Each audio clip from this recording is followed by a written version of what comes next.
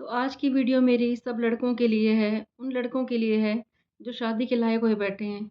होता क्या है कि जब शादी की उम्र हो जाती है लड़कों की, तो बहुत जल्दी में वो शादी कर लेते हैं, कुछ पता नहीं करते लड़कियों के बारे में, क्योंकि अब पहले का टाइम नहीं है, पहले लड़कियाँ कुछ और होया करती थी और आज के टाइम में लड़कियाँ कुछ और होती हैं। तो आपने जब भी शादी करने के लिए या लड़की देखने जाते हो, तो उससे सारी बातें पहले ही क्लियर कर लेनी है। आपने ये ज़रूर पूछ लेना उससे कि वो ये शादी किसी के दबाव में आके तो नहीं कर रही। कई बार लड़कियाँ क्या होता है, उनका शादी से पहले कहीं अफ़ेयर चल रहा होता है, लेकिन वो अपने माँ-बाप के दबाव में आके शादी कर लेती हैं और वो जो सारा माँ-बाप का गुस्सा था वो आपके ऊपर निकाल लेंगी और फिर आपकी शादीशुदा ज़िंदगी नर्क बन जाएगी। और दूसरा कारण ये होता है कि आपने ये देखना है कि वो लड़की अपने माँ-बाप के साथ कैसा व्यवहार करती है।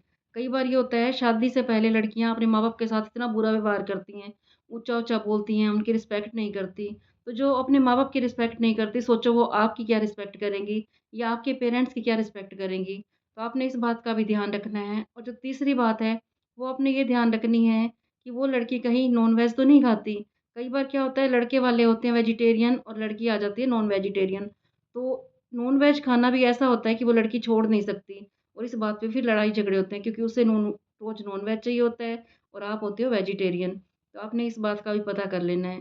फिर अगली बात हम करेंगे कि उस लड़की का कहीं पे जो काम करती है, जहाँ पे वो बात-बात में उसका नाम तो नहीं लेती, जिसके साथ भी उसका मेल फ्रेंड है, उसके साथ बात करती है, तो आपके आगे उसका नाम तो नहीं लेती। जैसे आप कहीं घूमने जाते हो, तो उसी की बातें करेगी, क्योंकि वो बात-बात पे उसी का नाम लेगी, तो वो शादी के बाद भी आपके सामने उसी की बात करती रहेगी। और नेक्स्ट जो पॉइंट आता है, आपने ये ध्यान रखना है, कई बार क्या होता है कि आपके लिए रिश्ता आया किसी ऊँचे घराने से और आप फटाफट से हाँ कर देते हो कि हमारे घर में तो ऊँचे घराने की लड़की आ रही है। लेकिन आपने ये चेक कर लेना है कि आप उसके शादी के बाद खर्चे उठा सकते हो। क्योंकि कई लड़कियों को आदत होती है कि उन्होंने ब्रांडेड कपड़े डालने हैं, अच्छे-अच्छे होटलों में खाना खाना है। उनको ये हर हफ्ते के लिए चाहिए ही होता है और फिर ये उनका कसूर नहीं होता, क्योंकि उनको इस बात की आदत पड़ी होती है और ये आदत इतनी जल्दी जाएगी नहीं, तो आपके बीच में फिर झगड़ा रहने लग जाएगा। तो आप जब भी लड़की देखने जाओ, पहली मीटिंग में बात ख़त्म ना करो, उसको चाहे 1 मीटिंग करनी पड़े, 2 मीटिंग करनी पड़े, आपने उनसे सारी बात क्लियर कर लेनी है। और फिर आ जाती है बात जो आजकल सबसे दिक्कत वाली बात आ रही है। पहले के टाइम में क्या होता था कि लड़की वाले जब लड़के के लिए रिश्ता देखने जाते थे, लड़की के लिए, हस्बैंड के लिए देखने जाते थे, तो उनको ये डर रहता था कहीं जो इसका हस्बैंड है, वो शराब या कोई नशे तो नहीं करता। लेकिन अब टाइम उल्टा हो गया है, आज के टाइम में लड़कियाँ कोई ऐसा नशा नहीं है जो नहीं करती। तो आपको इस बात का ध्यान रखना है कि वो लड़की नशे तो नहीं करती। आपने इस बात की भी इंक्वायरी कर लेनी है, क्योंकि जिसको नशे की आदत होगी वो शादी के बाद भी नशे करेगी, फिर आपकी शादीशुदा लाइफ़ जो है वो ख़राब हो जाएगी। तो आपने हर बात की इंक्वायरी कर लेनी है। और फिर बात आ जाती है कि कई बार क्या होता है, लड़कियों को अपनी जॉब इतनी प्यारी होती है कि वो शादी के बाद भी जॉब नहीं छोड़ती। लेकिन जो लड़के के माँ-बाप होते हैं, वो कहते हैं हमें इनसे जॉब करवानी नहीं है, हमें तो हाउसवाइफ़ चाहिए, अपने घर सँभालने के लिए एक लड़की चाहिए। और वो फिर शादी के बाद कहती है मैं जॉब छोड़ूँगी नहीं, और लड़के के माँ-बाप जो होते हैं वो कहते हैं हमें जॉब नहीं करवानी। तो इस बात के ऊपर भी लड़ाई-झगड़ा होगा। तो आपने हर बात का ध्यान रखना है, शादी के बाद लड़ाइयाँ हों, इससे अच्छा आप पहले ही इंक्वायरी कर लें, अच्छी तरह ध्यान से सोच-समझ के फैसला लें शादी का। क्योंकि शादी जैसे पवित्र बंधन की इस तरह से आजकल धज्जियाँ उड़ाई जा रही हैं, बस पूछो ना। आपने सुना होगा ये जो अतुल वाला केस हुआ है कि सारे देश में इस टाइम अतुल के नाम की वो हुई है कि उसने फांसी लगा ली, सुसाइड कर लिया उसने। और कितनी दिक्कत होगी देखो उसके माँ-बाप को, इतना परेशान हो रहे हैं अभी, क्योंकि माँ-बाप इतने चाह से अपने बच्चों की शादियाँ करते हैं, चाहे उसमें लड़की आ गई, चाहे लड़के आ गए।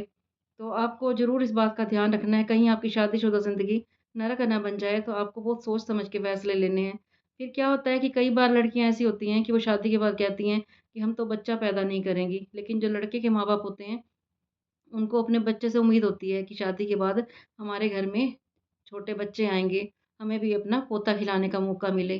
लेकिन जो लड़की होती है वो कहती है कि मुझे तो बच्चा पैदा नहीं करना, मेरा फ़िगर ख़राब हो जाएगा या मेरी जॉब चली जाएगी। तो ये ज़िम्मेवारी उठाने के लिए वो तैयार नहीं होती। अच्छा, फिर आपने एक बात और नोट करनी है कि वो घर का काम करती है या नहीं करती।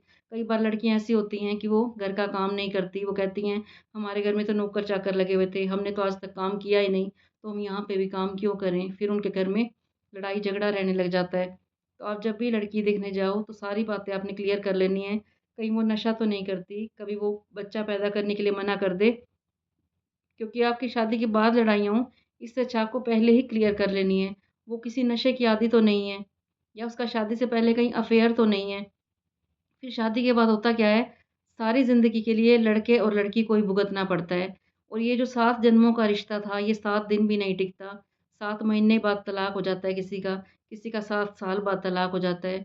आजकल जिसको भी देखो आपने यही सुना होगा कि उनके भी तलाक हो गया, उनका तलाक हो गया, उसने सुसाइड कर लिया। तो शादी के बाद ऐसी नौबत आए, इससे अच्छा आप पहले ही सोच-समझ के शादी करें। कोई ऐसा काम ना करें कि आपको सारी ज़िंदगी पछताना पड़े। जब भी आप शादी के लिए लड़की देखने जाएँ, तो आप ये सारी बातें क्लियर कर लें। कभी ये ना सोचें कि झट मंगनी और पट ब्याह करना है। वो पहले का टाइम अब चला गया कि लोग करते थे कि शादी के लिए लड़की देखने गए और साथ के साथ ही शादी कर ली। क्योंकि आज के टाइम में होता क्या है, चाहे लड़की हो, चाहे लड़का हो, देखने में कुछ होता है और निकलते कुछ हैं। कई बार लड़कियाँ क्या कहती हैं कि हमें तो शादी के बाद पढ़ाई-लिखाई भी अपनी जारी रखनी है। लेकिन जो लड़का होता है, वो सोचता है कि हमें तो पढ़ाई और करवानी नहीं है, जितनी है बस हमारा घर सँभालो। लेकिन इस बात के पीछे भी लड़ाई होती है। फिर कई बार हमारी एक फ्रेंड है, तो वो क्या कह रही थी कि मैंने अपने बेटे की शादी की और मेरे बेटे का रंग है साँवला, लेकिन बहू आ गई हमारी बहुत सुंदर। हमने तो ये सोच के ली थी कि हमारे घर में सुंदर बहू आ रही है, मेरा बेटा भी खुश हो गया, मम्मी मेरे को इतनी सुंदर बहू मिल रही है। लेकिन हुआ क्या कि वो जब जाने लगती थी, कहीं भी जाती थी, कहीं अपने दोस्तों से मिलने या रिश्तेदारी में जाती, तो अपने पति को साथ ही नहीं लेके जाती थी। यानी कि वो जो लेडीज़ बता रही थी कि मेरे बेटे को साथ नहीं लेके जाती। वो क्या कहती है कि मुझे तो शर्म आती है तुम्हें साथ में ले जाते हुए। तो आपने ये भी चेक कर लेना है, कहीं आपने लड़की ज़्यादा सुंदर के चक्कर में ले ली, तो फिर आपको सारी ज़िंदगी पछताना पड़ेगा। उसको हमेशा अपने रूप का ही घमंड होता रहेगा और फिर वो आपको कुछ समझेगी नहीं, कुछ भी उल्टा-सीधा कहीं पे भी बोल देगी, क्योंकि उसको अपनी सुंदरता का घमंड होगा। तो आपने इस बात का भी ध्यान रखना है। फिर आपने एक बात ये भी नोट करनी है कि उस लड़की का कैसा व्यवहार है सबके साथ, अपने माँ-बाप के साथ, भाई-बहन के साथ। अगर वो अपने माँ-बाप के साथ ऊँचा बोलती है, तो वो आपके साथ भी ऐसे ही बोलेगी। क्योंकि कहते हैं, लड़कियाँ होती हैं, अपनी माँ की परछाई होती हैं और जब भी आपने लड़की देखने जाते हो, तो उसकी माँ से ज़रूर मिल लेना। लड़की कैसी है, ये उसकी माँ से पता चल जाता है। कई बार कहते हैं कि लड़के का घर बर्बाद करने के लिए एक लड़की की माँ बहुत ज़िम्मेवार होती है। कई बार वो सारा दिन अपनी माँ के साथ ही बातों पे उसने क्या खाया, क्या पहना, इस बात की भी खबर उसकी माँ को सारी रहती है, तो इस बात के पीछे भी लड़ाइयाँ होती हैं। तो आपने हर बात को नोटिस कर लेना है, उसे खाना बनाना आता है या नहीं, कोई वो नशे तो नहीं करती, उसको अपनी सुंदरता का घमंड तो नहीं है, वो नशे तो नहीं करती या वो आज भी दूसरे लड़कों के साथ घूमने जाती है, किसी के साथ उसका अफ़ेयर है या अपने माँ-बाप के दबाव में आके वो शादी तो नहीं कर रही। क्योंकि उस टाइम तो आप शादी कर लोगे, फिर आपको सारी ज़िंदगी के लिए पछताना पड़ेगा और फिर आप जो सुनते हो कि उसका तलाक हो गया, इसका तलाक हो गया और आपने आज एक थोड़े दिन पहले एक केस हुआ है जो अतुल का केस हुआ है कि उसने सुसाइड कर लिया। सोचो, जिस बेटे की शादी में माँ-बाप इतना पैसा लगाते हैं, इतने सपने देखते हैं कि हम अपने बेटे की शादी कर रहे हैं, बहू लेके आ रही हैं और उनका बेटा ही ज़िंदगी से चला जाए, तो कितना दुःख लगता है। ये वही हमारा देश है जहाँ पे सीता माता जैसी लड़कियाँ आई हैं यहाँ पे और यहाँ पे ऐसी लड़कियाँ भी आ गई कि उन्होंने नारी जाति के नाम को ही कलंकित कर दिया है बिल्कुल ही। तो कोई लड़कियाँ ऐसा काम ना करो तुम कि लोग लड़कियों को इतनी बुरी निगाहों से देखें कि इनकी वज़ह से हमारा बेटा चला गया। और एक केस मैं आपको और सुनाती हूँ कि हुआ क्या था। आजकल हो क्या रहा है कि लड़कियाँ झूठे केस में अपने पति को भी फँसा देती हैं और अपने सास-ससुर को भी फँसा देती हैं। क्योंकि लड़कियों की तो हर जगह सुनवाई है, लेकिन लड़कों की कहीं सुनवाई नहीं है। वो बेचारे या सुसाइड कर लेते हैं या तलाक ले लेते हैं, तो उनकी ज़िंदगी बर्बाद हो जाती है। तो ऐसा कोई काम ना करो, लड़कियों को कहूँगी मैं। हर जगह पे लड़कियाँ भी शरीफ़ हैं आज के टाइम में, ऐसी लड़कियाँ भी हैं कि आपने अभी वो सुना होगा नेपाल में जो एक लड़के की डेथ हुई है, नाम मेरे को याद नहीं है उनका। तो उस लड़की ने अपने हस्बैंड की इतनी सेवा की थी, उसको कैंसर था। नेपाल की बात बता रही हूँ मैं आपको। इतनी सेवा की और इस वज़ह से वो 8-10 साल फ़ालतू जी गया। लेकिन आजकल की लड़कियाँ ऐसी हैं कि अच्छे भले लड़कों को भी छोड़ के चली जाती हैं और पराए लड़के से रिश्ता रख लेती हैं। कई तो हमने ऐसी भी सुनी है कि शादी के बाद बाहर वाले लड़कों से मिलती हैं और जिनके बच्चे हो जाते हैं, तो बड़े-बड़े बच्चे होती हैं, वो भी छोड़ के अपने पति को चली जाती हैं। बच्चों की भी इनको परवाह नहीं होती। तो ऐसा कोई काम ना करें कि आपको सारी ज़िंदगी पछताना पड़े। मैं एक ऐसी लेडीज़ को भी जानती हूँ कि वो अपने 3 बच्चे इतने बड़े-बड़े बच्चे थे, वो उनको छोड़ के और अपने बॉयफ्रेंड के साथ भाग गई बताओ। सोचो उन बच्चों पे क्या असर पड़ेगा। तो कुछ भी ऐसा ना करो कि नारी जाति के नाम को आपने कलंकित कर दिया है। यहाँ पे सीता माता हुई थी, एक तो वो पवित्र औरत थी और एक देवी थी वो और आज के टाइम में देख लो कैसी लड़कियाँ हैं कि जिनकी वजह से लड़के सुसाइड कर लेते हैं, अपना घर छोड़ के जाना पड़ता है। अतुल के बाद एक केस और सुनने को मिला कि एक लड़का 3 महीने से अपने घर ही नहीं गया क्योंकि उस लड़की ने जो उसकी वाइफ़ थी, उसको झूठे केस में फँसा दिया कि क्या कह आजकल लोगों ने ये बिज़नेस बना लिया लड़की वालों ने कि जितना वो शादी में पैसा लगाते हैं, उससे डबल करके माँगने लग जाते हैं। तो एक लड़की का तो हमने ये सुना उसका काम ही यही है कि वो शादी करती है और अपने माँ-बाप के साथ वो मिली माँ-बाप से मिल के काम करते हैं। कहते हैं कि माँ-बाप ही बच्चों को ऐसी शिक्षा देते हैं। कई माँ-बाप ऐसे भी होते हैं, सारे तो नहीं मैं नहीं कहूँगी। कई माँ-बाप ऐसे होते हैं कि लड़कियों की शादी करेंगे, जो उनके ऊपर पैसा लगाएगा शादी पे, तो उससे डबल माँग लेंगे और लड़का जब तक नहीं देता और वो लड़का कल एक सड़क पे रो रहा था खड़ा हुआ, कहता है कि 3 महीने हो गए हैं। मैं जब अतुल का केस हो रहा था तो वो भी वहीं पे था कि 3 महीने हो गए मैं अपने घर नहीं गया, हमारे घर पे लॉक लगा हुआ है, मेरे माँ-बाप भी कहीं बाहर चले गए हैं, रिश्तेदारी में रह रहे हैं बताओ। वो लड़के वालों ने लगाया था 10-12 लाख रुपए लड़की वालों ने और माँग रहे हैं वो 26 लाख रुपए। सोचो जिस लड़के का कोई काम भी ना हो बेचारे का, पता नहीं कैसे गुज़ारा चला रहा हो और 26-26 लाख रुपए तुम माँग रहे हो, कहाँ से देगा वो? और लड़कियों की तो सुनवाई है, लड़कों की कहीं सुनवाई भी नहीं है, ऐसा कोई कानून ही नहीं है कि लड़कों की भी सुनवाई हो। तो मैं तो कहती हूँ लड़कियाँ, लड़के दोनों की सुनवाई होनी चाहिए और हमेशा सच की जीत होनी चाहिए। ये ना हो लड़की वाले जज को खरीद लें या लड़के वाले जज को खरीद लें।